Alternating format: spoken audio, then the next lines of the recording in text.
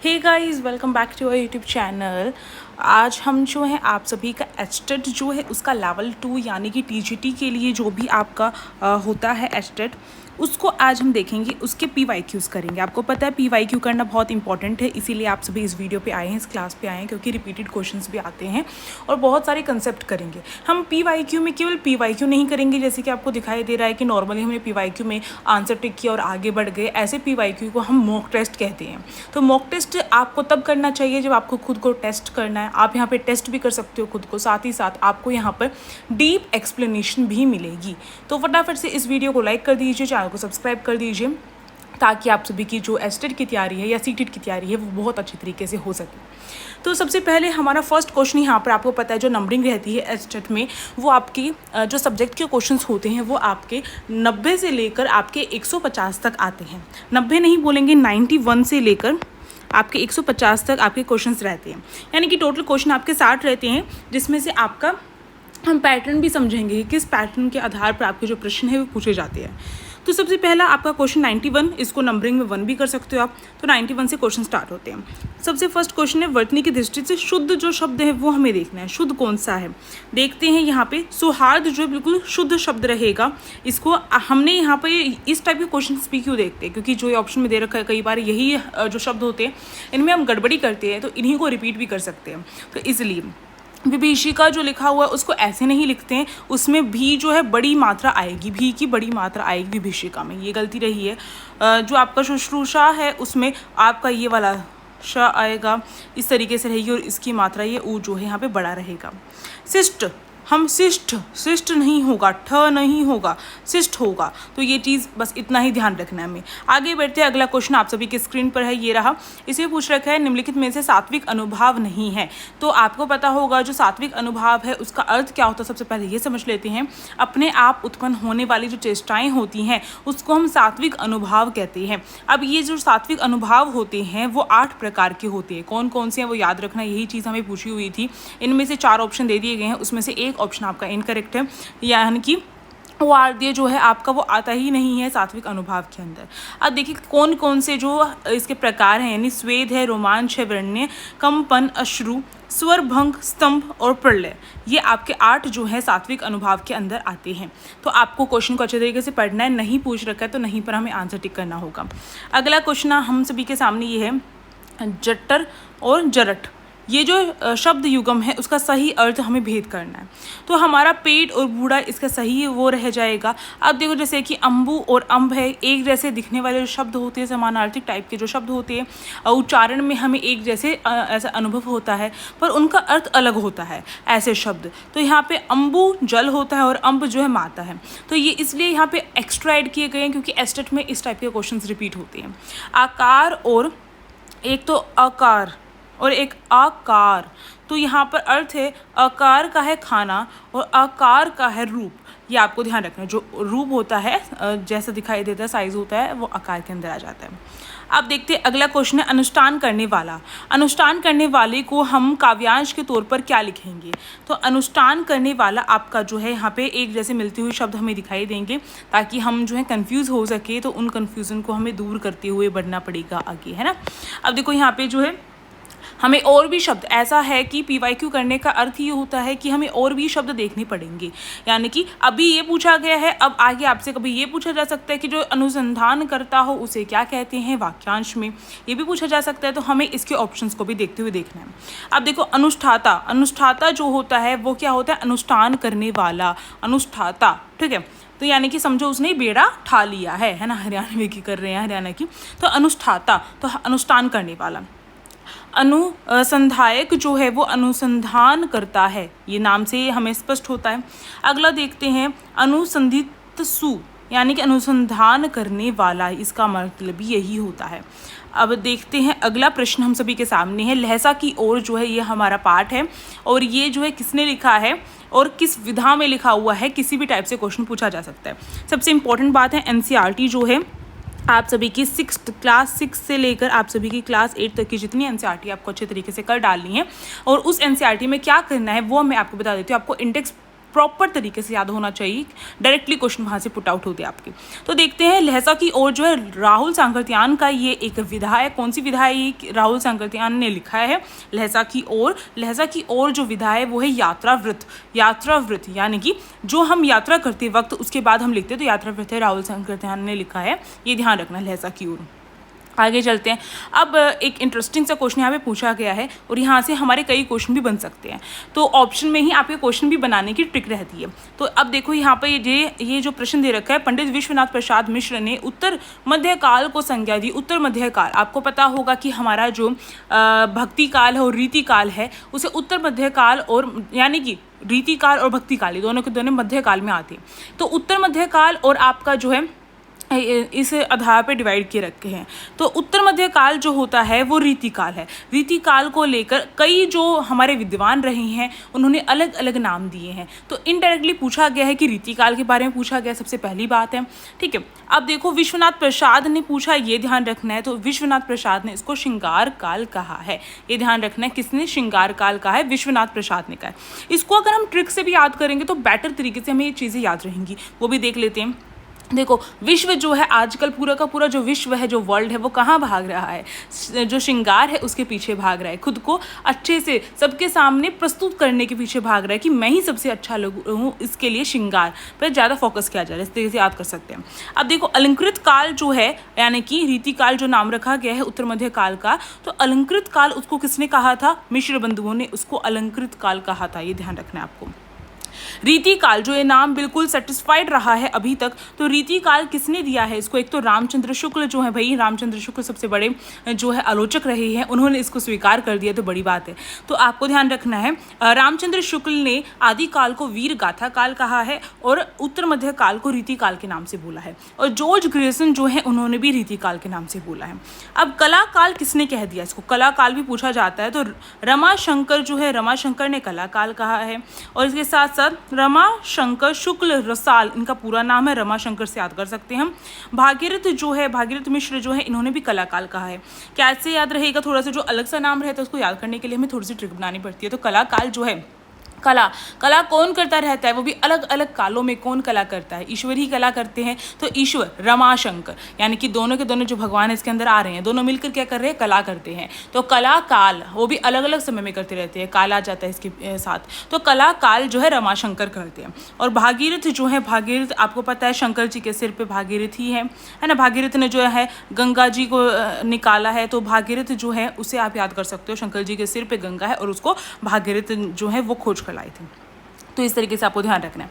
तो कला काल रमाशंकर और भागीरथ, और श्रृंगार काल विश्वनाथ प्रसाद मिश्र। इसलिए मैंने इसको इतना डीप में समझाया क्योंकि इससे आपके क्वेश्चन और भी बन सकते हैं।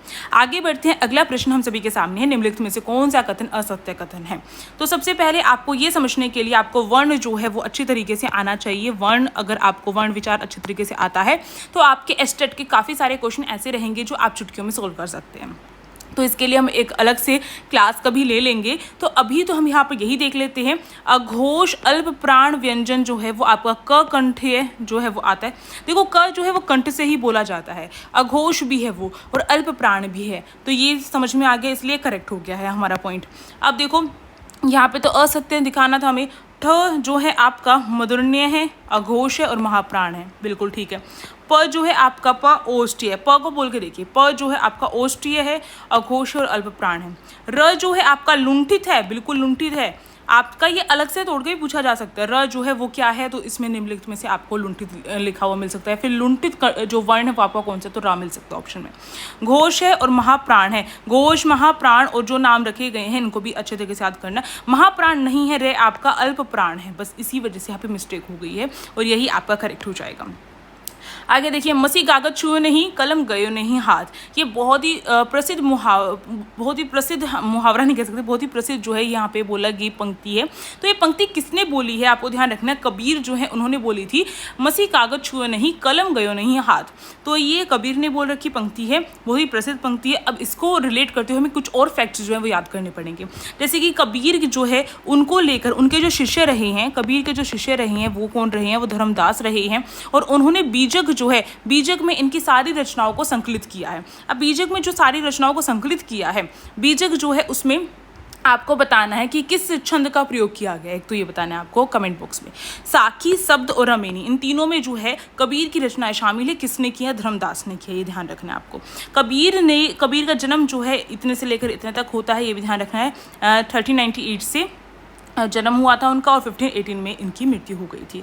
अब यहाँ पर कुछ और फैक्ट्स बहुत इंपॉर्टेंट है, जैसे दादू दयाल की जो एक बहुत प्रसिद्ध पंक्ति है वो भी पूछी जा सकती है, भाई रे ऐसा पंथ हमारा। तो पंथ हमारे को लेकर जो दादू दयाल ने ही बोला है, तो ये ध्यान रखना है आपको। अब जैसे पंथ कैसे याद रख सकते हैं, जैसे पंथ होते हैं, पंथ तो वो जो है हमारे जो दादा वगैरह होते थे तो वो क्या करते थे, ऐसे हमें बताते थे, हमें ज्ञान देते थे कि भाई रे यही तो हमारा पंथ है, यही तो हमारा देश है, यही तो हमारा गांव है ना। तो इस तरीके से आपको दादू दयाल की पंक्ति याद रहेगी हमेशा। रेदास जो है इनके जो गुरु हैं वो कौन है, मुझे कमेंट बॉक्स में बताइएगा। रेदास जो है उनकी बहुत ही प्रसिद्ध पंक्ति है, अब कैसे छूटे राम नाम रट लागी। ये केवल इतनी पंक्ति भी पूछी जाती है और केवल इतनी पंक्ति भी नीचे वाली अलग से पूछी जा सकती है। अब कैसे छूटे राम नाम रट लागी, तो राम नाम जो है अब रट लग चुका है, अब हमारे जो है जिह्वा पे वही नाम रहते, तो अब कैसे छूट सकती है। प्रभु जी तुम चंदन हम पानी, ये दोनों पंक्तियां जो है रेदास की है, ये चीज़ आपको ध्यान रखनी है। आगे चलते हैं, किस विकल्प में कोई एक शब्द सूर्य का पर्यायवाची नहीं है, अलग से हाईलाइट थोड़ा सा रहता है, थोड़ा सा ध्यान देना पड़ता है। सूर्य के कौन कौन से आपके मोस्टली अगर आप देखेंगे सूर्य के, तो हमारे जो न्यूज़पेपर आते हैं तो न्यूज़पेपर का नाम क्योंकि दिन से शुरू होती है न्यूज़ पढ़नी, तो उससे ही रखे जाते हैं। भास्कर न्यूज़पेपर आता है ना, तो दिनकर भी न्यूज़पेपर आता है, इनसे हमें दिवाकर हमने सुन ही रखा है, दिवाकर यानी कि जो उजाला करता है दिवाकर। सविता जो है, सविता वही बहुत सारी लड़कियों का नाम भी होता है, आपको ध्यान रखना है, उनका अर्थ सूर्य है। आदित्य जो है, आदित्य भी बहुत सारे बच्चों का नाम रखते हैं, तो आदित्य जो है वो भी सूर्य का ही नाम है। मार्तंड जो है, मार्तंड मुनि भी रहे हैं, मार्तंड जो है सूर्य का ही पर्यायवाची है। अर्क जो है ये भी आपका जो सूर्य का पर्यायवाची है। अब देखो भास्कर जो है वो तो सूर्य का पर्यायवाची है, पर अर्णव जो है, अर्णव सूर्य का पर्यायवाची नहीं है, वो समुद्र या सागर का पर्यायवाची है। तो ये चीज़ ध्यान रखनी है, अर्णव जो है समुद्र और सागर जो है उसका पर्यायवाची है, और सूर्य का क्या है, मार्तंड है, दिनकर है, आदित्य है, अर्क है, आपका सविता है, दिवाकर है, भास्कर है। ये इसलिए बता दिए गए हैं ताकि अगर ऐसा क्वेश्चन दोबारा से रिपीट हो तो आप गलती ना करें। यहाँ पे और दूसरे क्वेश्चन के फैक्ट लिखे हुए थे। आगे बढ़ते हैं, 100 नंबर वाला क्वेश्चन आ गया है और यहाँ पर हमारे 10 क्वेश्चन कंप्लीट होंगे और फिर हम और आगे बढ़ेंगे। निम्नलिखित में से कौन सा जो विलोम युगम है वो बताना है। युगम है, नहीं बोला है, तो कौन सा युगम है वो देखना है, यानी कि इसमें से कोई एक बिल्कुल परफेक्ट ऑप्शन होगा जिसमें युगम सही दे रखा होगा और बाकी सारे के सारे हमारे गलत होंगे।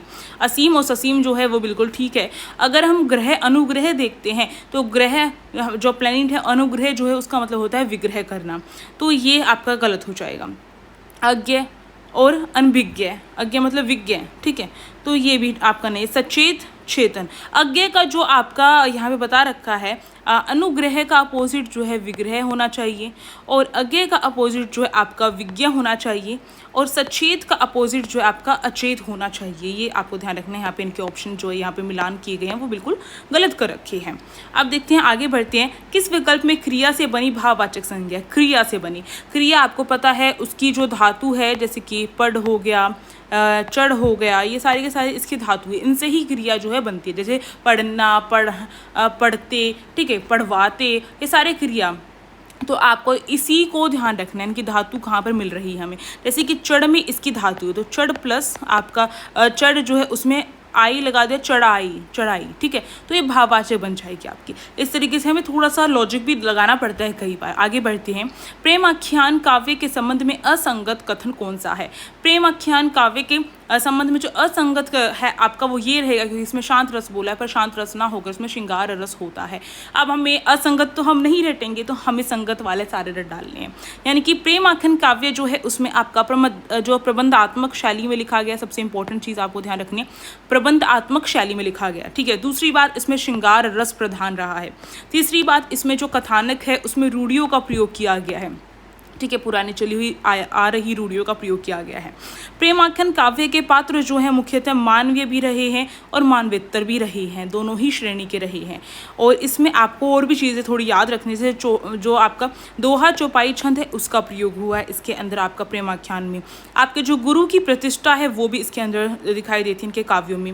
प्रकृति का रागात्मक वर्णन भी इसमें दे रखा है। रहस्य भावना का प्रमुख जो है प्रेमाख्यान काव्य भी रहा है, तो रहस्य भावना का प्रमुख जो है प्रेमाख्यान काव्य भी रहा है, ध्यान रखना आपको।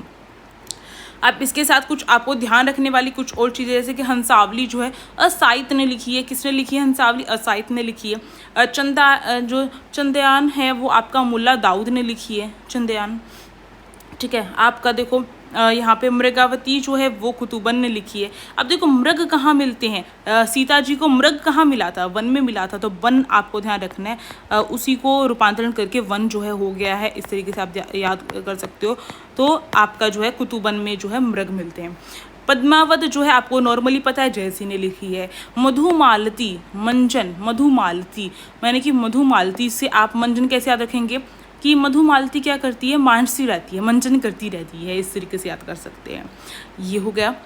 अगला प्रश्न देखते हैं, किस विकल्प में मुहावरे का भावार्थ सही है? तो हमें गलत वाले तो नहीं पढ़ने हैं, क्योंकि हमारे दिलो जहान में सारे वही बस जाएंगे, फिर हम केवल सही वाले देखेंगे। और मैंने जो गलत है उनको सही करके इस साइड लिख भी दिया है। दाल ने गलने का अर्थ होता है वश न चलना, यानी कि हमारी बात नहीं जमी, मेरी दाल नहीं गली, यानी कि मेरी बात नहीं चली वहाँ पर, मेरी बात तो कोई मान ही नहीं रहा है वहाँ पर, तो मेरा वश नहीं चल रहा है, वश न चलना। अंगारों पर लौटना, अंगारों पर लौटना यानी कि बहुत बड़े जोखिम का कार्य करना। क्रोध आना अंगारों पर लौटना नहीं है, बहुत बड़े जोखिम। भाई अंगारों पे आप कैसे लेट पाओगे? बहुत दम होगा आपके अंदर, तभी तो लेट पाएंगे। अंगारों पर लौटना हम कई बार सोच लेते हैं कि क्रोध प्रकट करना है, नहीं, वो होता है बहुत बड़े जोखिम वाले कार्य करना, अंगारों पर लेटना। जान के लाले पड़ना, यानी कि भाई जान बचाना बहुत मुश्किल है, तो वही हो गया, जान बचाना कठिन लगना, तो जान के लाले पड़ना। हाथ पाँव मारना, यानी कि हर जगह प्रयास करना, काफ़ी प्रयास करना। अब आप जो है मानो आप इस नौकरी में भी भर रहे हैं, दूसरी नौकरी में भर रहे हैं, तीसरी नौकरी में भर रहे हैं, तो आप हर जगह हाथ पाँव मार रहे हैं, काफ़ी प्रयास कर रहे हैं। अगला प्रश्न है, निम्नलिखित में से कौन सा विकल्प सही? सभी शब्द तद्भव हैं। तद्भव और तत्सम को कैसे याद रखेंगे? देखो तत्सम आपको ध्यान रखना है, ये वाला से आ रहा है और इससे आपका संस्कृत बनता है ना। तो संस्कृत वाले जो शब्द होते हैं वो तत्सम में आते हैं, और तद्भव में हमारे हिंदी वाले जो रूपांतरित शब्द हैं वो इसमें आ जाते हैं। तो तद्भव यानी कि हिंदी वाले देखने, कपूर हो गया, ग्वाल हो गया और हल्दी हो गया, ये आपके तद्भव है। और इनकी कमेंट बॉक्स में बताइए कपूर को तत्सम में क्या बोलते हैं, ग्वाल को क्या बोलते हैं और हल्दी को तत्सम में क्या बोलते हैं। ठीक है, अब नेक्स्ट क्वेश्चन आप सभी के सामने, निम्नलिखित में से कौन सा वाक्य जो है आपका अकर्मक क्रिया नहीं है? अकर्मक क्रिया, सबसे पहली बात यही पता होनी चाहिए कि कर्म के आधार पर जो क्रिया है उसके दो भेद हैं। एक तो होता है सकर्मक क्रिया, सक्रमक क्रिया, और एक होता है अकर्मक क्रिया। से का मतलब है जिसके साथ कर्म हो, जिस वाक्य में हमें कर्म दिखाई दे, और इसकी पहचान होगी वाक्य में क्या लगाकर देखना।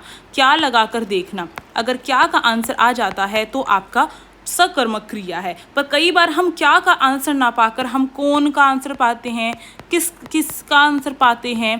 ठीक है, इस तरीके से हमें जो है इसके आंसर मिलते हैं। पर आपको ध्यान रखना है ये वाली चीज़ें नहीं चलेंगे, केवल क्या का आंसर मिले वही आपका सकर्मक क्रिया है।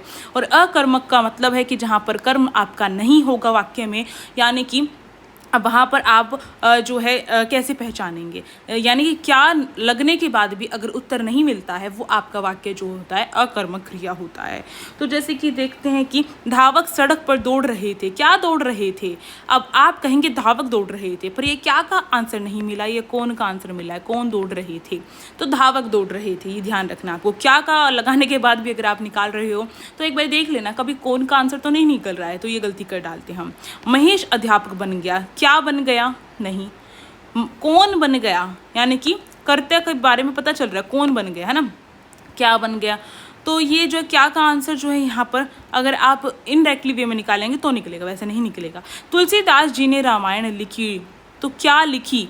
यहाँ पर जो है कर्म का अर्थ ये भी है कि कर्ता जो काम कर रहा है वो भी इसमें दिखाई देगा। यानी कि अगर मैं कहूँ कि अगर कोई काम हम कर रहे हैं, एक्टिव जहाँ पर कर्ता दिखाई देगा वो भी आपका क्या होता है, सकर्मक होता है, ये ध्यान रखना है। अब देखो महेश अध्यापक बन गया, आप कहेंगे क्या बन गया, आप कहते हैं कि अध्यापक बन गया। कई बार क्या का आंसर मिलने के बाद भी वो अकर्मक क्रिया होती है, क्योंकि यहाँ पर महेश जो है एक्टिव नहीं है, वो एक पेशा है उसका, वो एक व्यापार है जो कर रहा है, वो अध्यापक उसका प्रोफेशन है ना।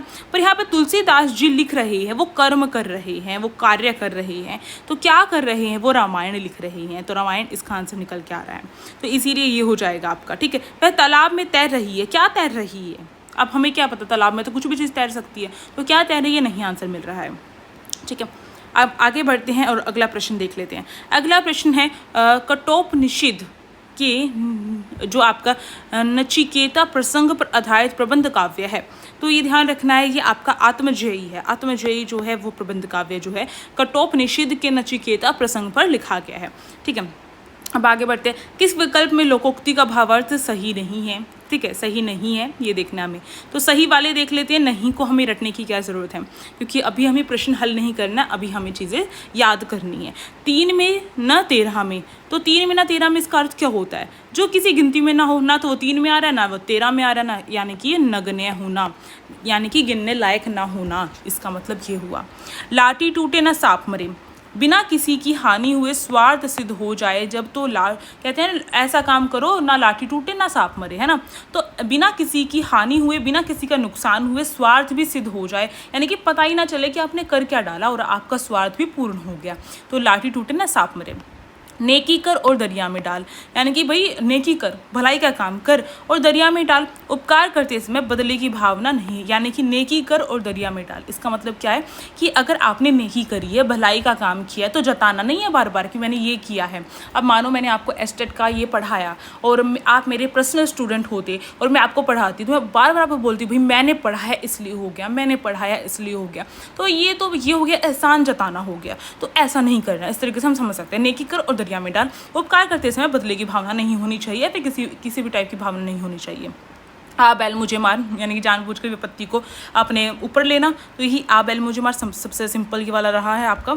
आगे चलते अगला है आपका तत्सम। मैंने कहा था स आ रहा है, यानी कि संस्कृत वाले शब्द देखने हैं, इसमें आपके ये वाला आ जाता है मोस्टली। ठीक है, ये हो गया। और आपका जो ये ऊपर वाला ये रहता है, जैसे ये आपका आता है, तो इनसे पहचान कर सकते हैं। तो ये वाला आपको होगा क्षेत्र, मुक्ता और प्रण।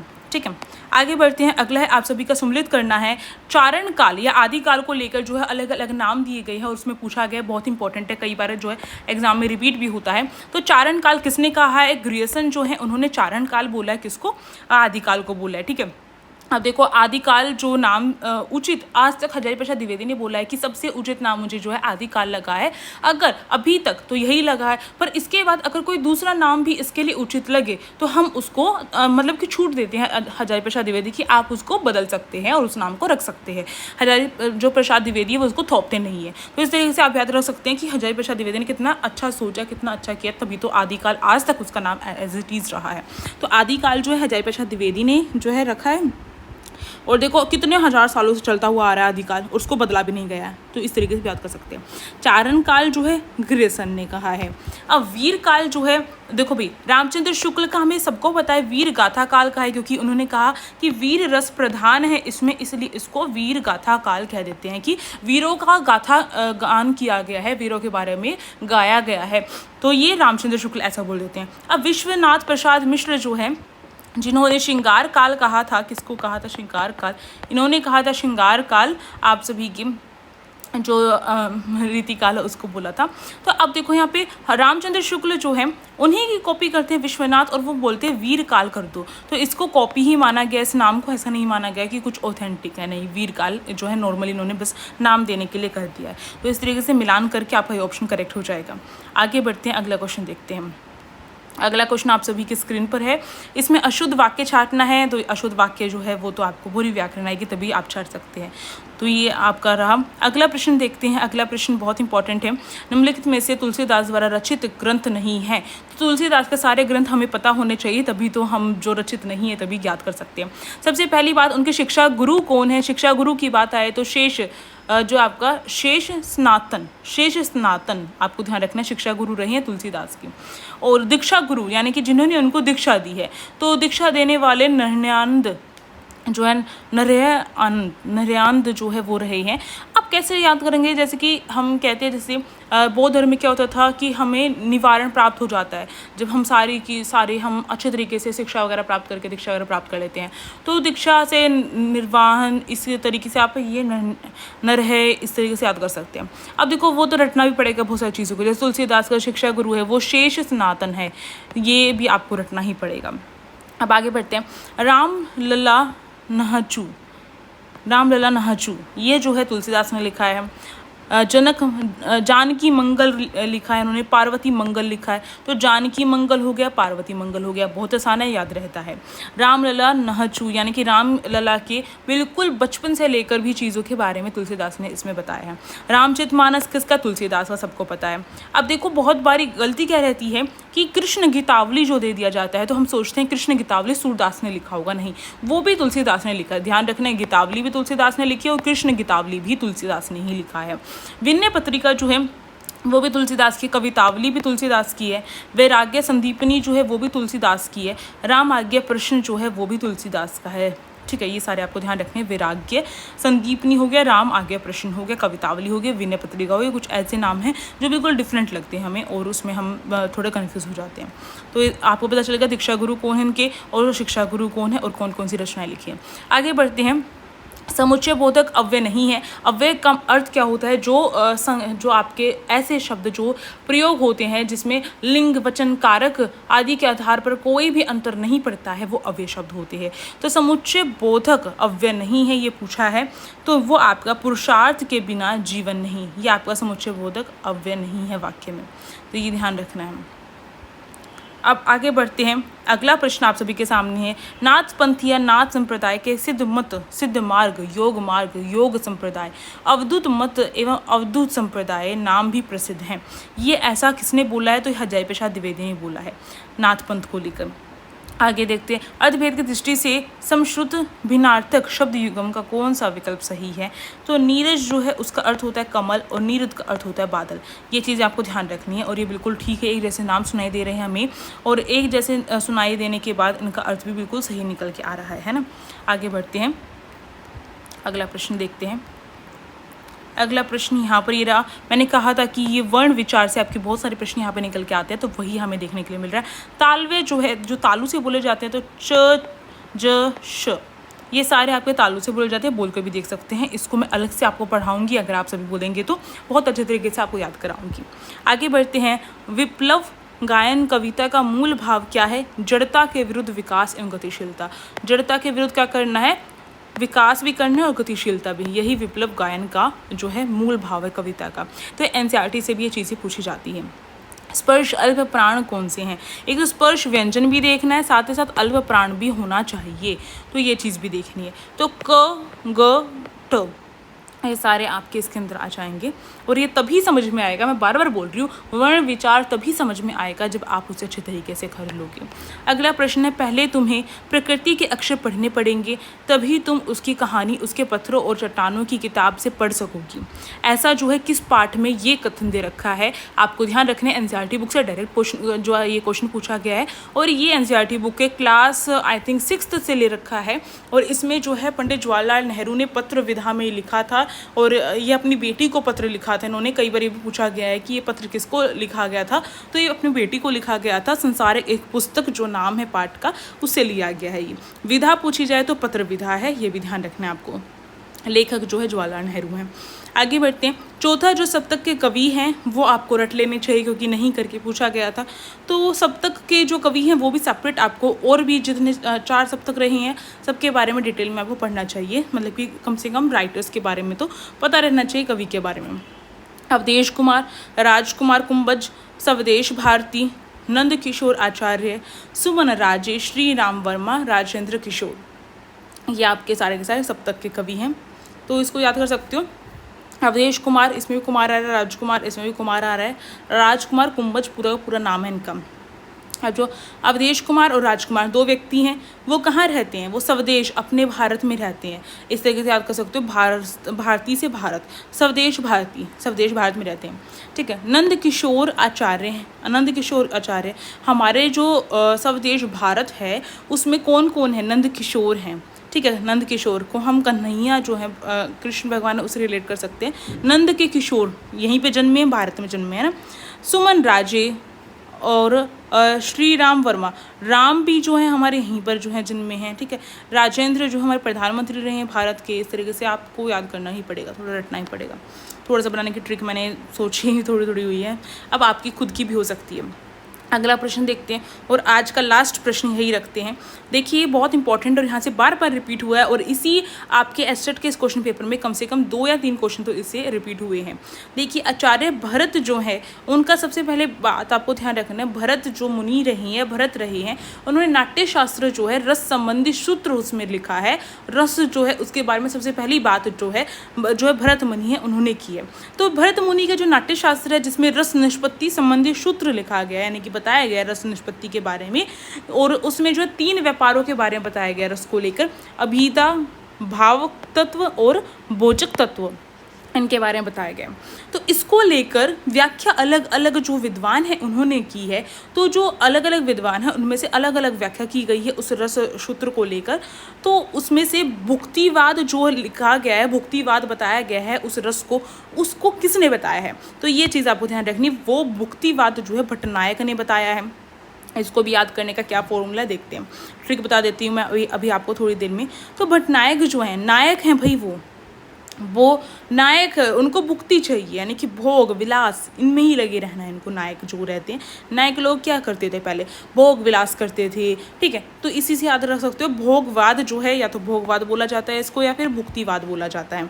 तो नायक उसमें लगे रहते हैं। सर्वप्रथम इन्होंने साधारणीकरण जो है उसका सूत्रपात किया था। किसने किया था? भट्टनायक ने किया था साधारणीकरण का। और इसके बाद दर्शन भी बता रखे, जैसे कि भुक्तिवाद जो है वो आपका है और उसका दर्शन क्या रहेगा? सांख्य रहेगा। यानी कि संख्या से याद कर सकते हो, नायक जो है एक नहीं होते थे, 2 नहीं होते थे, कई कई नायक होते थे, तो संख्याओं में होते थे, संख्याओं में होते थे, तो सांख्य इस तरीके से याद कर सकते हो। और भोगवाद, भोग विलास में लगे रहते थे, तो भोगवाद या भुक्तिवाद। भट्ट लल्लोट, लल्लोट ललायत रहता है व्यक्ति, किसके लिए ललायत रहता है? उत्पत्ति के लिए, खुद की उत्पत्ति हो सके, खुद को आगे पा सके, तो उत्पत्ति के लिए ललायत रहता है ये।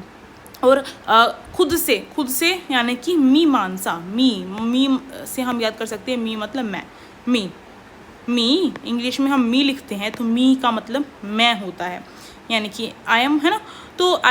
तो मीमांसा से आपको ध्यान रखना है कि भट्ट लल्लोट खुद की उत्पत्ति के लिए लगे रहते थे। अब अभिनव गुप्त जो है, अभिनव गुप्त इन्होंने अभिव्यक्तिवाद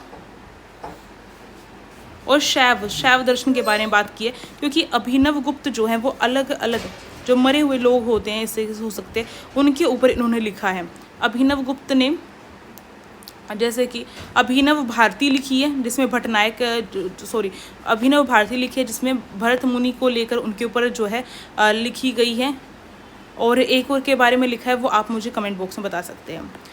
शंकुक जो हैं, जैसे शकुनी मामा थे, तो वो क्या करते थे, उन्हें लगता था उनके जो भांजा उसके साथ न्याय नहीं हो रहा था, तो इसलिए वो न्याय के लिए हमेशा उसके न्याय के लिए तत्पर रहते थे कि उसको न्याय मिल जाए। शकुनी मामा से याद कर सकते हैं इसको। तो इसके लिए उन्हें किसकी अनुमति की जरूरत पड़ी कि मुझे भाई अभियुद्ध वगैरह चाहिए, किसकी अनुमति की जरूरत पड़ी? कृष्ण भगवान की अनुमति की जरूरत पड़ी। तो अनुमतिवाद है, अनुमति की जरूरत पड़ी कृष्ण भगवान की शकुनी मामा को न्याय प्राप्त करने के लिए। इस तरीके से चीज़ें रटनी पड़ती है हमें और अच्छे से समझ में आ जाती है। सबसे इंपॉर्टेंट चीज़ मैंने यहाँ पे लिखी है, काव्य जो होता है, रस का अर्थ क्या होता है? रस का अर्थ होता है काव्य अस्वाद की प्रक्रिया, ठीक है, जिससे काव्य को पढ़ने के बाद हमें जो स्वाद अनुभव हो वही रस कहलाता है। ये तो नॉर्मल डेफिनेशन हो गई है। अब भरत मुनि जो है, मैंने उनके बारे में बताया, उनका द्वारा लिखा गया नाट्यशास्त्र, डायरेक्टली पूछा जा सकता है क्वेश्चन। भरत मुनि आपको बिल्कुल रट लेना है कि नाट्यशास्त्र इन्होंने लिखा है, ठीक है। इसमें रस का सर्वप्रथम जो व्याख्या है इन्होंने की है। इसको लेकर इसके जो इन्होंने भरत मुनि ने जो रस सूत्र दिया है उसको लेकर और जो विद्वान है उन्होंने क्या क्या बोला है वो यहाँ पर आपको पता चल ही गया ऑलरेडी। अब देखो, विभाव अनुभाव संचारी भाव संयोग दर्श निष्पत्ति, ये रट लेना है, ऐसे अपने कंठ में बिल्कुल रट लेना है। ये जो है भरत मुनि ने ही रस के बारे में व्याख्या करते हुए लिखा था और ये पूछा भी जाता है, बार बार पूछा जाता है, चाहे नेट का एग्ज़ाम हो चाहे आपका एस्टेट का एग्ज़ाम हो। तो आई होप आपको अभी तक जो है 120 क्वेश्चन तक हमने करे हैं और आपको अच्छी तरीके से चीज़ें समझ में हो गई होंगी, आ गई होंगी। 120 से लेकर 150 तक के क्वेश्चन हम नेक्स्ट पार्ट में करेंगे। अगर आपको ये क्लास अच्छी लगती है तो आप इसको लाइक कर सकते हो, शेयर कर सकते हो, सब्सक्राइब कर सकते हो। अगर आप खुद इस क्लास को 2-3 बार देख लोगे तो शायद आपको दोबारा से रिविजन करने के लिए कोई क्वेश्चन पेपर उठाने की जरूरत ना पड़े। तो अब मिलती हूँ नेक्स्ट क्लास में। Thank you for watching this video, stay tuned, be happy.